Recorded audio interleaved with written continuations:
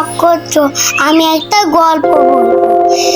এক জঙ্গলে টোনাটুনি ছিল। তারপর টোনা বলল কি, টুনি আমার খুবই পিঠা খেতে ইচ্ছা করছে। তারপর টুনি বলল যে তাহলে তুমি নিয়ে আসো বাজার থেকে। তারপর টোনা হলো বাজার থেকে কিছু জিনিস নিয়ে আসলো। তারপর টোনা বলল যে এবার কর রান্না। তারপর টুনি বলল কি, আরে তুমি তো কাঠই আনো নাই, তাহলে কিভাবে রান্না করব? তারপর টোনা কাঠ করি আনতে গেল।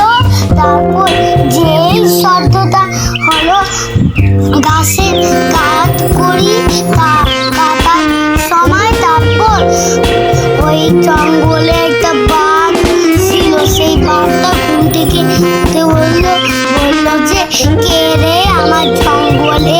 তারপর হলো বাঘ। তারপর টোনা বলল হচ্ছে যে আরে বাঘ কিছু করো না, আমি টোনা বলছি। তারপর বাঘ বলল যে তাইলে তুই আমার জঙ্গলে কি করছিস? তোর বাড়িতে কি ভূত আছে?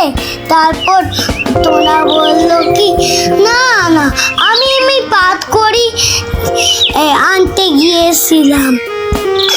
তারপর সে নিয়ে গেল বাসায় পাত করি।